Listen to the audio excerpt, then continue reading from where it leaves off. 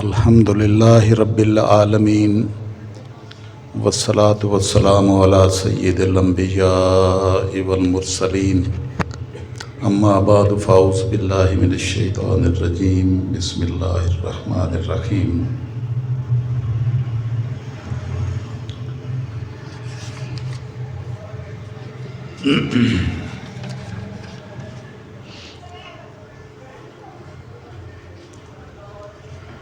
وَوَصَّيْنَا الْإِنسَانَ بِوَالِدَيْهِ حَمَلَتْهُ أُمُّهُ وَهْنًا عَلَى وَهْنٍ وَفِصَالُهُ فِي عَامَيْنِ أَنِ اشْكُرْ لِي وَلِوَالِدَيْكَ إِلَيَّ الْمَصِيرُ وَإِنْ جَاهَدَاكَ عَلَىٰ أَنْ تُشْرِكَ بِي مَا لَيْسَ لَكَ بِهِ عِلْمٌ فَلَا تُطِعْهُمَا وَصَاحِبْهُمَا فِي الدُّنْيَا مَعْرُوفًا وَاتَّبِعْ سَبِيلَ مَنْ أَنَابَ إِلَيَّ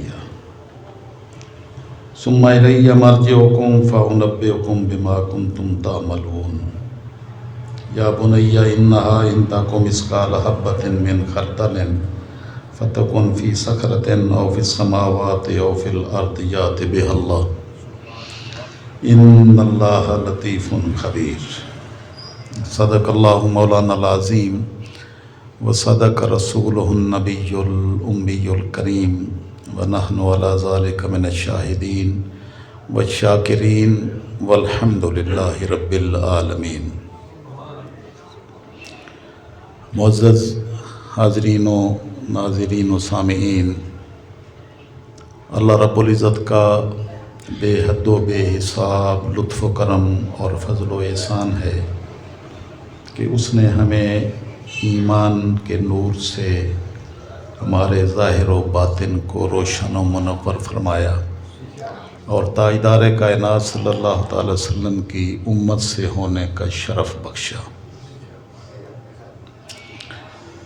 انسان اس نعمت عظمیٰ کو جو ایمان کی صورت میں اور غلامی رسول صلی اللہ تعالی وسلم کی صورت نے اللہ نے ہمیں عطا کی،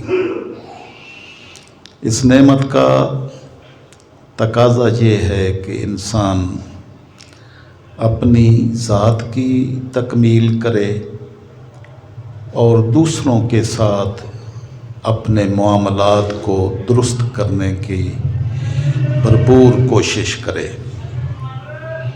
جب انسان صرف اپنی ذات کے دائرے میں گم ہوتا ہے تو تب بھی ایمان کے تقاضے پورے نہیں ہوتے، جب تک کہ بندہ مومن اپنے دوسرے لوگوں کے ساتھ اور اللہ کی باقی مخلوق کے ساتھ اپنے معاملات کو درست نہیں کرتا۔ یہ دونوں چیزیں لازم و ملزوم ہیں۔ میں نے آج کی اس گفتگو کے لیے سورہ لقمان سے حضرت لقمان کے اپنے بیٹے کو جو انہوں نے وصیتیں فرمائیں اور اللہ رب العزت نے اپنے کلام مجید میں ان کا تذکرہ کیا، اس کا میں آپ سے تذکرہ کرنا چاہتا ہوں۔ اللہ رب العزت نے انسان کی تکمیل کے لیے اس کو بڑے خوبصورت انداز میں بیان فرمایا۔ یہ ایک پورا رکوع ہے تقریباً۔ اللہ رب العزت نے قرآن مقدس میں سورہ لقمان کی آیت نمبر 13 سے لے کر آگے پورے ایک رکوع میں اس کو بیان فرمایا۔ اللہ رب العزت نے ارشاد فرمایا وَإِذْ قَالَ لُقْمَانُ لِابْنِهِ، کہ آپ بے شک یاد کریں لقمان علیہ السلام کے اپنے بیٹے کو کی جانے والے نصائح اور وصیتیں۔ انہوں نے اپنے بیٹے کو ارشاد فرمایا،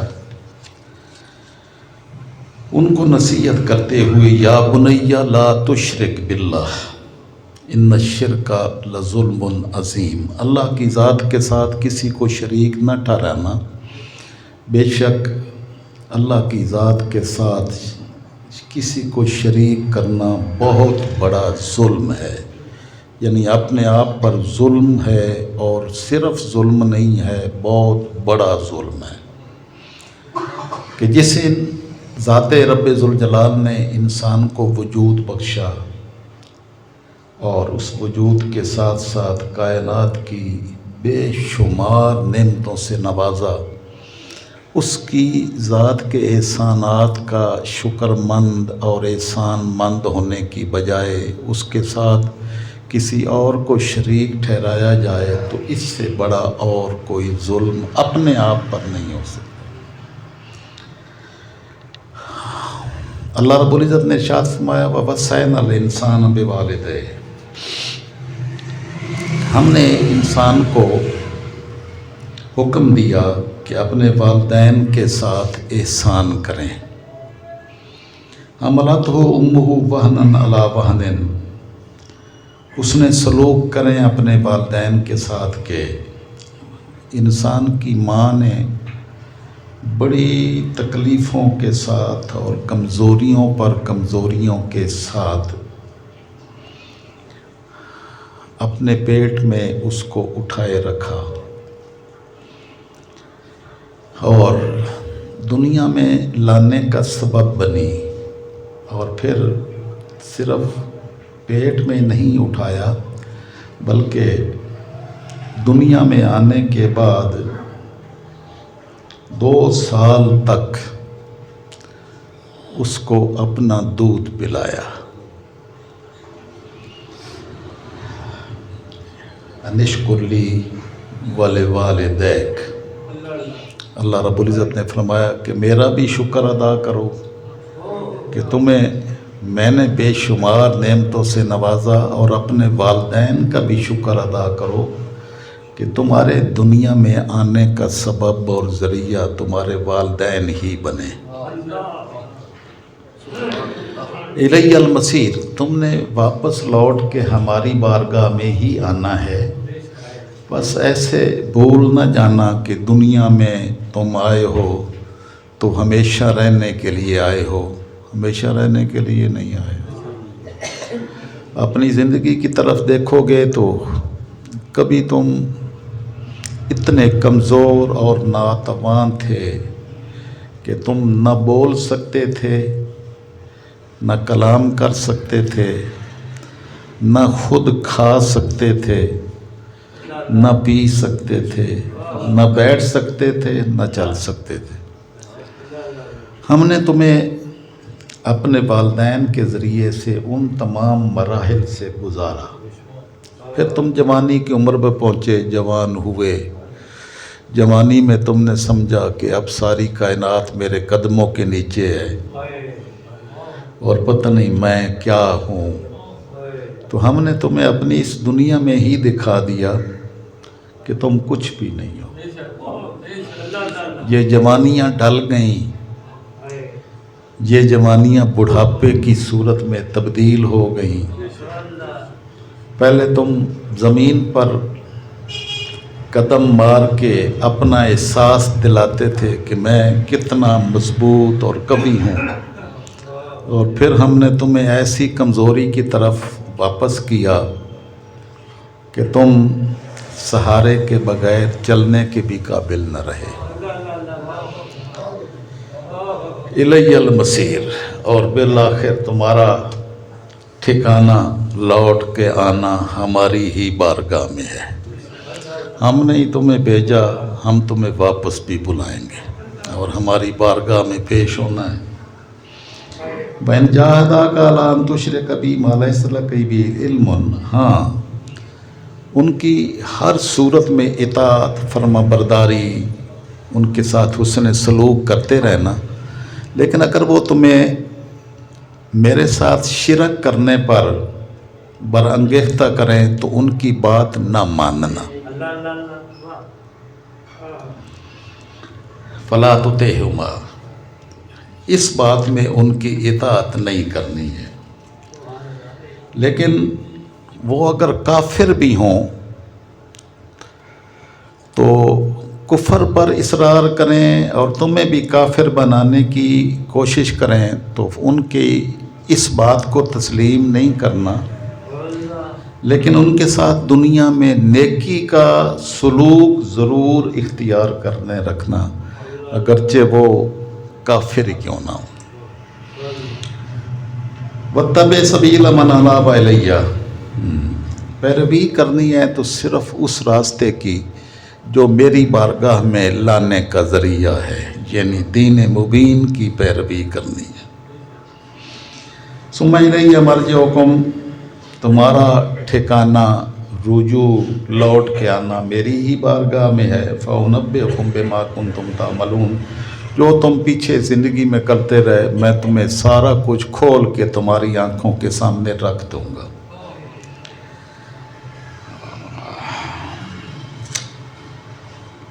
اللہ اکبر۔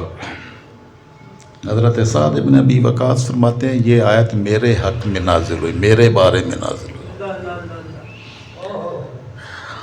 میری والدہ کو جب پتہ چلا کہ میں نے آقا علیہ السلام کی غلامی اختیار کر لی ہے تو انہوں نے مجھے بلایا اور کہا تم نے اسلام قبول کر لیا ہے اور اپنے باپ دادے کے دین کو چھوڑ دیا ہے؟ تو میں نے کہا یقیناً میں نے دین کو اختیار کر لیا، آقا علیہ السلام کی غلامی قبول کر لی ہے۔ تو وہ مجھے اسلام چھوڑنے کے لیے مجبور کرتی رہیں، لیکن میں نے بات مانی نہیں ہے۔ بالآخر انہوں نے کہا کہ اگر تم نے میری بات نہ مانی تو میں کھانا پینا چھوڑ دوں گی اور میں بھوک پیاس کے عالم میں مر جاؤں گی، اور لوگ تمہیں پھر تانے دیں گے کہ اس کی ماں اس حال میں مر گئی اور تمہیں رسوائی اٹھانی پڑے گی۔ تو انہوں نے جب یہ کہا تو پھر بھی آپ نے بات نہیں مانی، چنانچہ انہوں نے ایک دن رات بھوک پیاس کے عالم میں گزار دیا، کمزور ہو گئی۔ دوسرے دن پھر رات دن بھوک کی حالت میں گزار دیا اور اپنی ضد پر قائم رہی، لیکن میں نے ان کی بات نہیں مانی۔ میں نے جب ان کو دیکھا 2 دنوں کے بعد تو ایسے قریب تھا کہ ان کی جان نکل جائے۔ تو سعد بن ابی وقاص فرماتے ہیں کہ میں نے اپنی والدہ سے کہا یا اماں، اے میری ماں، تعلمین واللہ لو کانت لک مئۃ نفس فخرجت نفسا نفسا ما ترکت دینی ھذا لشیء فإن شئت کلی وإن شئت لا تاکلی۔ میں نے والدہ کو کہا کہ اے والدہ تیری جان ہے، اگر تیری 100 جانیں ہوں اور ایک ایک کر کے تیری جان میرے سامنے بھی نکل جائے، ایک ایک کر کے، اور 100 جانیں تیری نکلتی رہیں ایک کے بعد ایک، تو میں اللہ کی عزت کی قسم تیری خاطر اپنے دین مبین کو نہیں چھوڑوں گا۔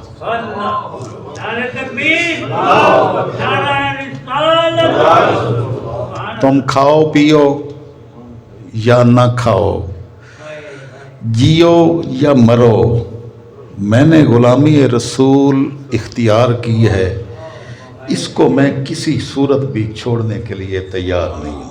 اللہ نے یہ آیت نازل فرمائی میرے بارے میں، اور اللہ نے فرمایا کہ ان کی اطاعت اس بارے میں نہیں کرنی ہے، لیکن ان کے ساتھ دنیا میں حسن سلوک پھر بھی قائم رکھنا ہے۔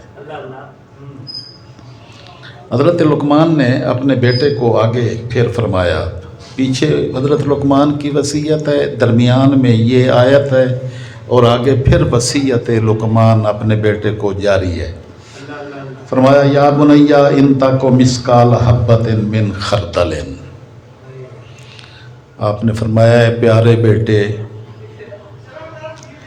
اگر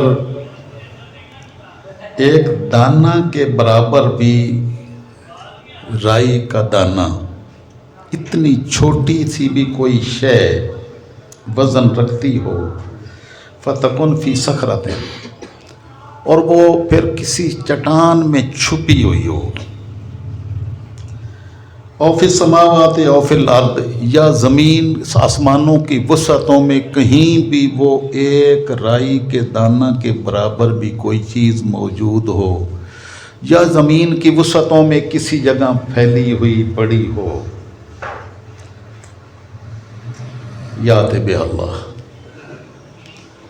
وہ رائی کے دانے کے برابر بھی چیز مالک الملک قیامت کے دن سامنے لے آئے گا۔ ان اللہ لطیف خبیر، اللہ بڑا باریک بین اور بہت خبر رکھنے والا ہے، کوئی چیز اس کی ذات سے چھپی ہوئی نہیں ہے۔ کتنا بڑا پیغام ہے مالک الملک نے جو حضرت لقمان کے ذریعے سے اپنے بیٹے کو وصیت کے طور پر بیان کر کے ہمارے لیے راستہ کھولا کہ ہم اپنے مان میں جھانک کے دیکھیں کہ ہم پتہ نہیں کیا کیا کرتوت کرتے ہیں، کہ ہمیں کون دیکھ رہا ہے، کسی کو کیا پتہ ہے کہ میں کیا کر رہا ہوں، اور اس پر کہاں گرفت ہوگی، ہم قانون ہی بدلوا لیں گے۔ لیکن مالک نے فرمایا نہیں، مالک الملک ایک ایک رائی سے بھی کم تر چیز کو دیکھ بھی رہا ہے، جانتا بھی ہے، باخبر بھی ہے، اور قیامت کے دن تمہارے نامہ اعمال میں سامنے بھی رکھ دے گا۔ من یعمل مثقال ذرۃ خیرا یرہ ومن یعمل مثقال ذرۃ شرا یرہ۔ کسی نے ادھر ذرہ بنایا، ادھر رائی کا دانہ فرمایا۔ رائی کا دانہ پھر بھی بڑا ہوتا ہے، ذرہ وہ ہوتا ہے جو نظر بھی نہیں آتا، صرف روشنی میں۔ اب پتہ نہیں کتنے ذرات اس وقت ہوا میں اڑ رہے ہیں، نظر نہیں آ رہے۔ تو اللہ نے فرمایا کہ اگر کوئی اس ذرہ کے برابر بھی نیکی کا کام کر کے ہماری بارگاہ میں حاضر ہوگا تو ہم اس کے نامہ اعمال میں وہ ذرہ بھی لکھ کے رکھیں گے، اور وہ اپنے نامہ اعمال میں دیکھ لے گا کہ وہ ایک ذرہ کے برابر بھی اس کا شر بھی اور اس کا خیر بھی، حسن عمل بھی، دونوں موجود ہوگا۔ آگے ارشاد فرمایا یا بنی اقم الصلاۃ، اے پیارے بیٹے نماز قائم کریں، نماز قائم کرنا، وامر بالمعروف وانہی عن المنکر۔ اب یہ اپنی ذات کی تکمیل ہے، اپنے آپ کو مکمل کرنا۔ کس طرح مکمل کرنا؟ کہ اللہ کی بارگاہ میں ہر وقت بندہ بن کے رہنا، اور اس کی بارگاہ میں ہمیشہ جھکتے رہنا، اور نماز اس بندگی کی سب سے اعلیٰ ترین صورت ہے جس میں اللہ کی عظمت و کبریائی ہے، اس میں قیام بھی ہے، اس میں رکوع بھی ہے، اس میں سجود بھی ہے، یہ پیشانی بھی زمین پر رکھنا ہوتی ہے، ناک بھی زمین پر اس کی بارگاہ میں رگڑی جاتی ہے، اور پھر اس کی بارگاہ میں تشہد آتا ہے۔ یہ تمام عبادات کی جامع ترین عبادت ہے۔ تو اپنی ذات کی تکمیل کے لیے نماز قائم کرنا صرف پڑھنا نہیں ہے، نماز قائم کرنا ہے۔ قائم کرنے کا مطلب یہ ہے کہ تمہیں اس وقت تک نیند ہی نہ آئے جب تک تم اللہ کی بارگاہ میں سجدہ نہ کر لو۔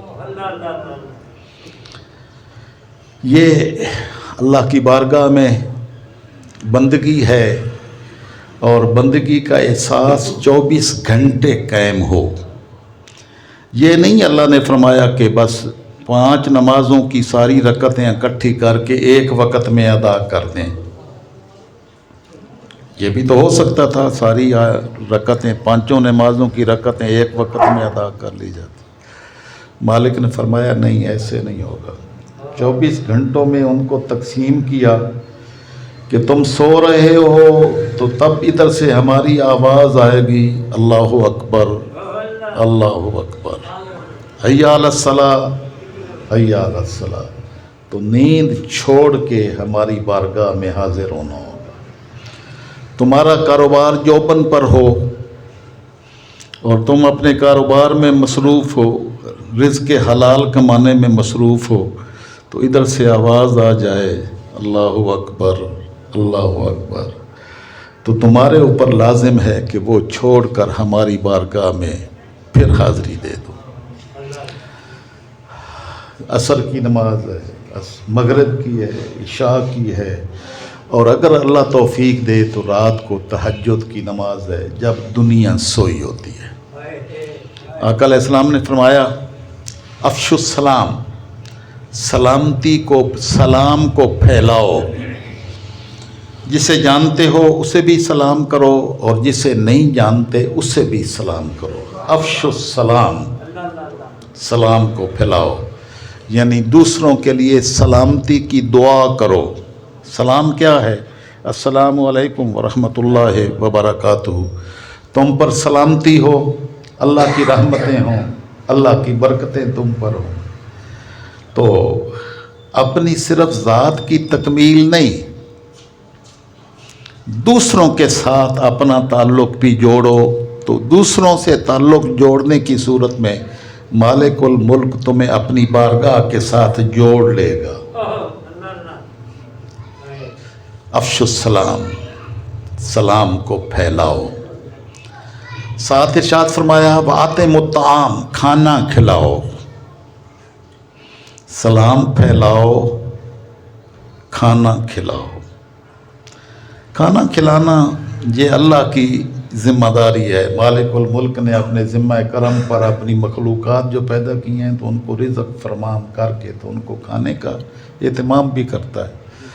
لیکن جس شخص کے ہاتھ کو مالک الملک اپنی مخلوق کو کھانا کھلانے کے لیے چن لیتا ہے، اس سے بڑی عظمتوں والا انسان اور کون ہو سکتا ہے کہ مالک نے جو کام کرنا تھا وہ کسی بندے کے ہاتھ میں دے دیا کہ تم میری جگہ پہ یہ کام کرو۔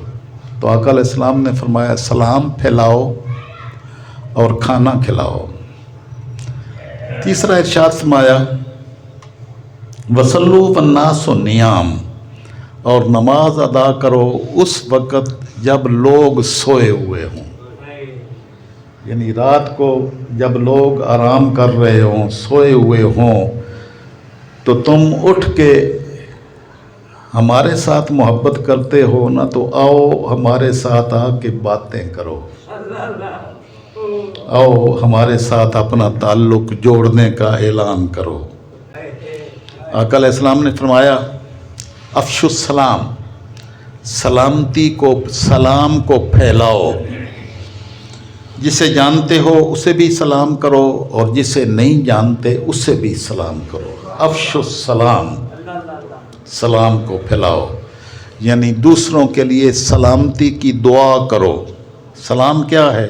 السلام علیکم ورحمۃ اللہ وبرکاتہ، تم پر سلامتی ہو، اللہ کی رحمتیں ہوں، اللہ کی برکتیں تم پر ہوں۔ تو اپنی صرف ذات کی تکمیل نہیں، دوسروں کے ساتھ اپنا تعلق بھی جوڑو، تو دوسروں سے تعلق جوڑنے کی صورت میں مالک الملک تمہیں اپنی بارگاہ کے ساتھ جوڑ لے گا۔ افشوا السلام، سلام کو پھیلاؤ۔ ساتھ ارشاد فرمایا وَأَطْعِمُوا الطَّعَامَ، کھانا کھلاؤ۔ سلام پھیلاؤ، کھانا کھلاؤ۔ کھانا کھلانا یہ اللہ کی ذمہ داری ہے۔ مالک الملک نے اپنے ذمہ کرم پر اپنی مخلوقات جو پیدا کی ہیں تو ان کو رزق فرمام کر کے تو ان کو کھانے کا اہتمام بھی کرتا ہے۔ لیکن جس شخص کے ہاتھ کو مالک الملک اپنی مخلوق کو کھانا کھلانے کے لیے چن لیتا ہے، اس سے بڑی عظمتوں والا انسان اور کون ہو سکتا ہے کہ مالک نے جو کام کرنا تھا وہ کسی بندے کے ہاتھ میں دے دیا کہ تم میری جگہ پہ یہ کام کرو۔ تو آقا علیہ السلام نے فرمایا سلام پھیلاؤ اور کھانا کھلاؤ۔ تیسرا ارشاد فرمایا وَصَلُّوا وَالنَّاسُ نِيَامٌ، اور نماز ادا کرو اس وقت جب لوگ سوئے ہوئے ہوں، یعنی رات کو جب لوگ آرام کر رہے ہوں، سوئے ہوئے ہوں، تو تم اٹھ کے ہمارے ساتھ محبت کرتے ہو نا، تو آؤ ہمارے ساتھ آ کے باتیں کرو، آؤ ہمارے ساتھ اپنا تعلق جوڑنے کا اعلان کرو، آنسو بہاؤ اور ہماری بارگاہ سے جو مانگنا چاہتے ہو مانگو، ہم تمہارے دامن کو کبھی خالی نہیں رہنے دیں۔ آقا علیہ السلام نے یہ 3 چیزیں فرما کے فرمایا تھا، تدخل الجنت بسلام، بس یہ 3 چیزیں کر لو، سلامتی کے ساتھ سیدھا جنت جاؤ گے۔ تو مالک الملک نے فرمایا کہ حضرت لقمان نے اپنے بیٹے کو وصیت کی کہ بیٹا اپنی ذات کی بھی تکمیل کرو، یعنی نماز قائم کرو، وامر بالمعروف، اور دوسرے لوگوں کو بھلائی اور دوسرے لوگوں کو خیر پہنچاؤ، صرف اپنے آپ کو نہ بچاؤ، دوسرے لوگوں کو بھی بچانے کا اہتمام کرو، اس لیے امر بالمعروف کرو، نیکی کا حکم دو، ونہا عن المنکر، اور برائی سے روکو، کیونکہ نیکی کر کے اور برائی سے رک کر ہی انسان پائے تکمیل تک اپنے آپ کو پہنچا سکتا ہے۔ صرف اپنی ذات کی فکر یہ کافی نہیں ہے، وہ تو جو صرف اپنی ذات کی فکر کرتے ہیں اور دوسروں کو بچانے کی کوشش نہیں کرتے، وہ بڑے کنجوس لوگ ہیں۔ سخی لوگ وہ ہوتے ہیں جو دوسروں کو بچانے کی کوشش کرتے ہیں۔ تو اس لیے ارشاد فرمایا کہ اس کے ساتھ ساتھ عبادت بھی کرو، نماز قائم کرو، امر بالمعروف اور نہی عن المنکر بھی کرو، دوسروں کو اچھائی کے راستے پر چلاؤ، برائی سے روکو، اور ساتھ فرمایا وَاصْبِرْ عَلَىٰ مَا أَصَابَكَ، اس راستے میں تمہیں جتنی بھی تکلیف آتی ہیں نا، ان تکلیفوں پر صبر کرو۔ صبر مومن کی پہچان ہے، بلکہ اگر یہ کہا جائے کہ ایمان کس چیز کا نام ہے تو ایمان صبر و استقامت کا نام ہے۔ یہ نہیں کہا کہ مومنین کو تکلیف نہیں آئے گی، تکلیفیں آئیں گی، لیکن ہم نے مالک الملک نے فرمایا کہ صبر کا دامن اتنا اپنے بندوں کو اس طرح سے عطا کیا ہے کہ وہ اگر صبر کا دامن تھامیں تو ساری تکلیفیں راستہ چھوڑ دیتی ہیں، اور وہ تکلیفوں میں رہ کر بھی خوشی محسوس کرتا ہے، تنگ نہیں ہوتا، کیونکہ یہ اس کی دی ہوئی تکلیف ہے، آزمائش ہے، اور جب اس کی دی ہوئی تکلیف اور آزمائش سمجھتا ہے تو اس میں اس کو راحت اور سکون ملتا ہے، وہ تکلیفیں ساری دور ہو جاتی ہیں جب یہ سوچ پیدا ہو کہ یہ میرے مالک نے مجھے کندن بنانے کے لیے بھیجی ہے، اور میری ذات کو ہر قسم کے نقائص اور عیوب سے، غلطیوں سے پاک کرنے کا اس کو ذریعہ بنایا ہے۔ تو آقا علیہ السلام نے فرمایا کہ بندہ مومن کے پاؤں میں ایک کانٹا بھی چبھتا ہے نا، کانٹا، تو اس کانٹے کے چبھنے سے جو تکلیف ہوتی ہے، مالک الملک اس تکلیف کے بدلے میں اپنے مومن بندے کے درجات کو اور نیکیوں میں اضافہ کرتا ہے، اور اس تکلیف کے ذریعے سے اس کو گناہوں سے پاک کرتا ہے۔ اور جن کو تکالیف مالک کی بارگاہ سے آتی ہیں، مالک الملک اس دنیا میں ہی تکالیف کے ذریعے سے ان کو غلطیوں گناہوں سے پاک صاف کر کے اپنی بارگاہ میں بلاتا ہے۔ نعرہ تکبیر، نعرہ رسالت، ان ذالک من عزم الامور، یہ بڑی ہمت کے کام ہیں، کیونکہ اللہ کی بندگی کے راستے پر چلنا یہ کوئی معمولی بات نہیں ہے۔ اتنے شیطانوں کے ہوتے ہوئے، اتنی شیطنت کے پھیلاؤ کے ہوتے ہوئے ہر شے کو چھوڑ کر اپنے مالک کی حکم پر لبیک کہنا اور اس کے بلاوے پر اس کی بارگاہ میں حاضری دینا، یہ کوئی معمولی بات نہیں ہے، یہ بڑے ہمت کے کام ہیں جو اللہ پاک اپنے خاص بندوں کو یہ عطا فرماتا ہے۔ یہ ہر ایک کو توفیق نصیب نہیں ہوتی ہے۔ لوگ ساری ساری رات تاش کھیلتے رہتے ہیں، لہو و لعب اور فضول باتوں میں اپنا وقت برباد کر دیتے ہیں، لیکن ان کو اللہ کی بارگاہ میں سجدہ ریزی کی توفیق مالک دیتا ہی نہیں ہے۔ سجدہ کرنے کی توفیق صرف اپنے مومن بندوں کو، جن سے وہ راضی ہوتا ہے، صرف ان کو عطا کرتا ہے۔ جس کو اللہ نے سجدے سے محروم کر دیا اور سجدے کی توفیق اس کو نصیب نہیں ہوئی ہے، تو وہ سمجھ لے کہ مالک الملک اس سے ناراض ہے۔ مالک سجدہ کرنے کی توفیق اور سعادت صرف ان کو عطا فرماتا ہے جن سے وہ راضی ہوتا ہے، اور جن سے وہ راضی نہ ہو ان کو سجدہ کرنے کی توفیق دیتا ہی نہیں ہے۔ ان کے لیے یہ بڑا بھاری ہے۔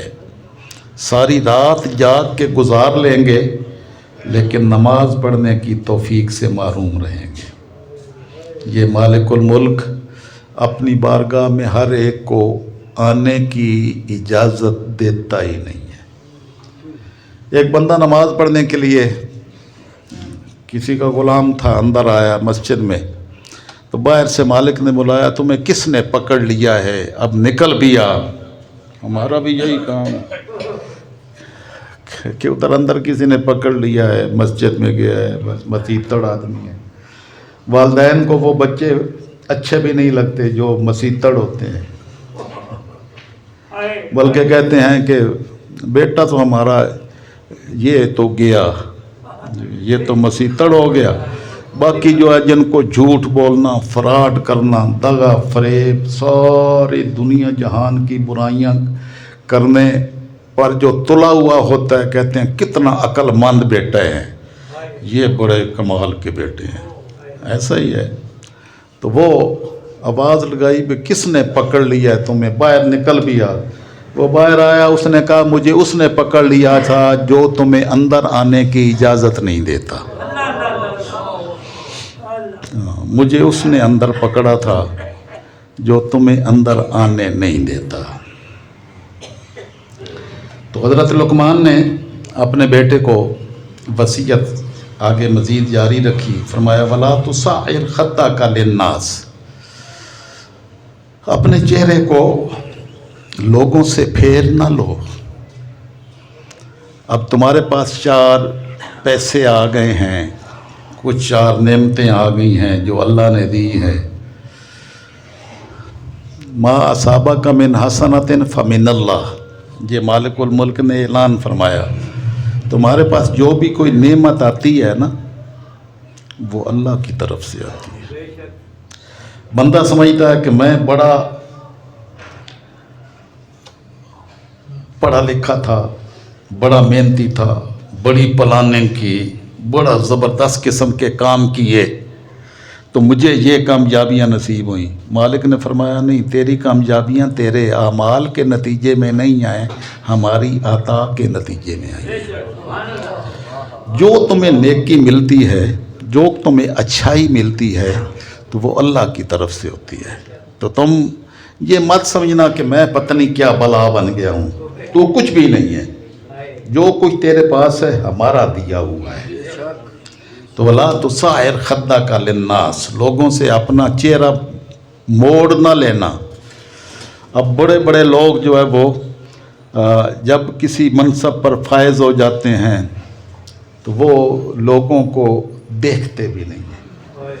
اور تاجدار کائنات صلی اللہ تعالی وسلم کی سیرت طیبہ، جو اللہ سے ہم کلام ہوتے ہیں، وہ اپنے غلاموں سے جب بات کرتے تو آپ کی زندگی کا معمول تھا کہ جس کے ساتھ بات کرتے پورا وجود اس کی طرف چہرے سمیت پھیر کے بات کرتے۔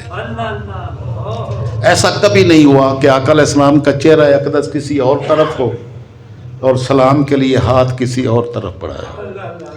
اب تو بڑے لوگ جو ہیں وہ سلام لینا بھی گوارا نہیں کرتے اور اپنا چہرہ پھیر کے رکھتے ہیں، تکبر کی نشانی ہوتی ہے، بڑا ہونے کی علامت سمجھا جاتا ہے۔ لیکن حضرت لقمان نے اپنے بیٹے کو کہا وَلَا تُصَعِّرْ خَدَّكَ لِلنَّاسِ، لوگوں سے اپنا چہرہ پھیر کے نہ رکھنا، اپنا چہرہ لوگوں کی طرف ہی رکھنا، تاکہ تمہیں بڑے لوگوں کو دیکھ کر اللہ کی بارگاہ میں مزید ترقی کرنے کا داعیہ پیدا ہو، اور جو محروم ہیں ان کی محرومیاں دیکھ کر اللہ کی بارگاہ میں شکر بجا لانے کا داعیہ تمہارے اندر پیدا ہو کہ مالک الملک تو نے کتنی مخلوقات سے بہتر حالت میں مجھے رکھا ہوا ہے۔ اللہ نے جو رزق دیے ہیں نا بندہ مومنین کو، اس رزق میں سب سے کم تر رزق مال و دولت کا رزق ہے۔ سب سے کم حیثیت جو ہے رزق کی وہ مال و دولت ہے، سونا چاندی ہے۔ اللہ نے اس سے اور بڑے رزق عطا کیے ہیں، اور سب سے کمال کا رزق اللہ نے صحت اور سلامتی اور تندرستی دی ہے۔ یہ سب سے بڑا رزق ہے۔ اس سے پوچھیں جس کی رات ساری تکلیف میں کراہتے ہوئے گزرتی ہے، ایک رات 100 سال کے برابر ہو جاتی ہے، اور تم خوشیوں کے ساتھ اگر آرام سے سو رہے ہوتے ہو تو اس صحت کی، اس نعمت خدا بندی کی، یہ جو رزق اس نے تمہیں دیا ہے اس کی قدر کریں۔ محرومیوں کی شکایات مت کرتے رہیں کہ میرے پاس کچھ نہیں ہے۔ اللہ نے تمہیں جو صحت اور سلامتی دی ہے، تمہیں کیا پتہ ہے؟ ذرا پوری دنیا جہان کو دیکھیں، جن کے پاس کھربوں ڈالر بھی ہونا تو یہ صحت خرید نہیں سکتے۔ یہ اللہ کی عطا سے نصیب ہوتی ہے۔ تو اللہ نے تمہیں صحت دی ہے، پاؤں چلنے کو دیے ہیں، تو اللہ کی اس نعمت کا شکر ادا کریں۔ کتنے لوگ ہیں جو پاؤں سے محروم ہیں۔ اللہ نے تمہیں آنکھیں دی ہیں، تمہاری آنکھیں دیکھتی ہیں، اس نعمت کی قدر کریں۔ اس سے پوچھیں جس کو جو نابینا شخص ہے، اس نے کائنات میں آ کر کیا دیکھا؟ اس نے نہ کوئی رنگ دیکھا، نہ کوئی حسن و جمال دیکھا، نہ کوئی خوبصورتی اس کو نظر آئی۔ اس کے سامنے تو ہر وقت اندھیرا ہی رہتا ہے، اس کو کیا پتا کہ دنیا اور کائنات کیا ہے۔ تو اللہ نے یہ صرف اتنا سارا جو ڈھیلا دیا ہے جس سے تم کائنات کا مشاہدہ کرتے ہو، اسی کے بارے میں سوچو تو تمہیں اللہ کی کرم نوازیوں کے سامنے جھکنا پڑے گا کہ مالک الملک تیری کتنی کرم نوازیاں ہیں کہ تم نے آنکھوں سے مجھے مالا مال کیا۔ میری بینائی ہے جو دیکھتی ہے، یہ میری آنکھیں جاگتی بھی ہیں، بیدار بھی ہوتی ہیں، سوتی بھی ہیں۔ تو اللہ کی کروڑاں نعمتیں ہیں، جدھر بھی دیکھیں گے اللہ کی نعمتیں آپ کو نظر آئیں گی۔ تو اگر آپ کو مالک نے کسی نعمت سے کم حصہ دیا ہے تو یہ اللہ پر چھوڑ دیں اور اس پر راضی ہو جائیں کہ اللہ نے یہ جو کیا ہے نا، یہ میرے لیے ہی، میرے حق میں ہی بہتر ہے۔ کیونکہ یہ اگر مال و دولت کی کثرت ہوتی تو پتہ نہیں یہ نماز کا سجدہ نصیب ہوتا کہ نہ۔ ہر ایک کو تو نصیب ہی نہیں ہوتا۔ کتنے لوگ ہیں جن کے پاس کھربوں روپے ہیں، لیکن اللہ اور اللہ کے رسول کی بارگاہ میں حاضری کی توفیق ہی نصیب نہیں ہوتی۔ وہ فرانس جاتے ہیں، وہ سوئٹزرلینڈ جاتے ہیں، وہ اور جگہ سیر سپاٹے کے لیے جاتے ہیں، اور جن کے پاس کچھ نہیں ہوتا اللہ کے رسول ان کو اپنی چوکھٹ پہ بلا لیتے ہیں۔ نعرہ تکبیر، نعرہ رسالت۔ آج تو سوشل میڈیا کا دور ہے، آپ کو کتنے مسکین غریب جو چل بھی نہیں سکتے، اللہ اور اس کے رسول صلی اللہ علیہ وسلم نے اپنے در انور پر ان کو بلا دیا۔ یہ در انور پر بلانا یہ مال و دولت سے نصیب نہیں ہوتا، اس مالک کی کرم نوازی سے نصیب ہوتا ہے۔ اور ساتھ فرمایا کہ لوگوں کے ساتھ اپنا چہرہ موڑ کے نہ رکھنا، اپنا چہرہ لوگوں کی طرف کر کے رکھنا۔ وَلَا تَمْشِ فِي الْأَرْضِ مَرْحًا، اور زمین پر اکڑ کے مت چلنا۔ دوسری جگہ فرمایا انک لن تخرق الارض ولن تبلغ الجبال طولا۔ تو نے کیا سمجھا ہوا ہے کہ اکڑ کے چلنے سے تو زمین پر پاؤں مارے گا تو زمین پھٹ جائے گی؟ نہیں، یہ تیرے پاؤں میں طاقت ہی نہیں ہے۔ یہ طاقتیں ساری مالک الملک کی ذات کی طرف سے آتی ہیں۔ وہ چاہتا ہے تو ایک دانے کو، ایک دانہ زمین میں جب آپ بوتے ہیں تو 2-4 دنوں کے بعد اس کی کونپل اتنی نرم و نازک کونپل کہ اگر اس کو ہاتھ لگائیں تو وہ مرجھا جائے، لیکن وہ اتنی نرم و نازک کونپل زمین کا سینہ چیر کے باہر نکلتی ہے۔ نکلتی ہے کہ نہیں؟ آنکھوں سے دیکھا ہے کہ نہیں؟ لیکن آپ اپنی انگلی کو گھسائیں ذرا زمین میں، جاتی ہے؟ نہیں جاتی۔ یہ مالک کی عطائیں ہیں، اس لیے زمین پر پاؤں پٹک پٹک کے مت چلو۔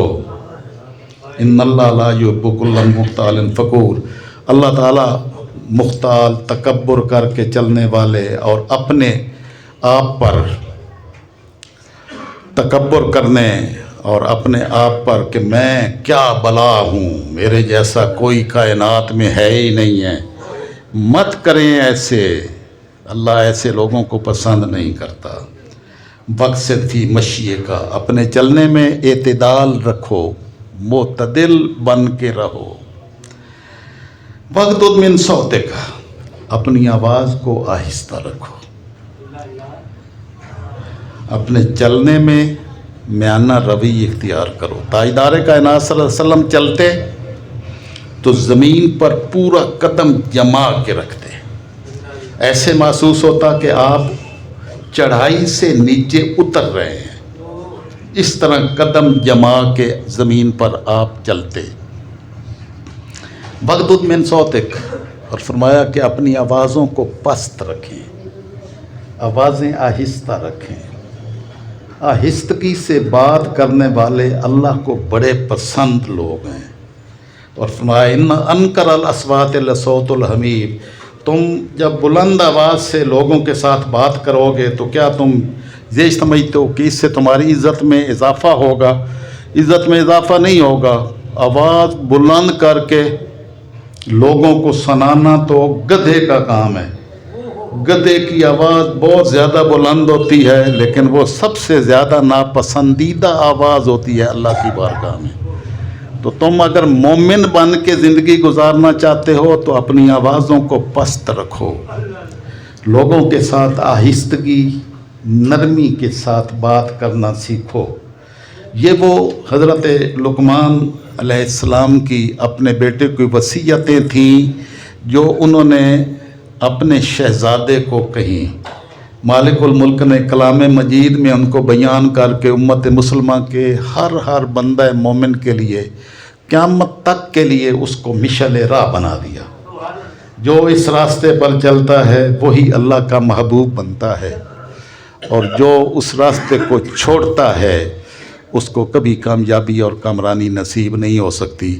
اللہ رب العزت اپنے محبوب صلی اللہ تعالی وسلم کی عظمتوں کے صدقے ہمیں اپنی سیرت و کردار کو سنوارنے اور اپنے آپ کو اس لائن پر با عمل بنانے کی توفیق نصیب فرمائے۔ وما علینا الا البلاغ۔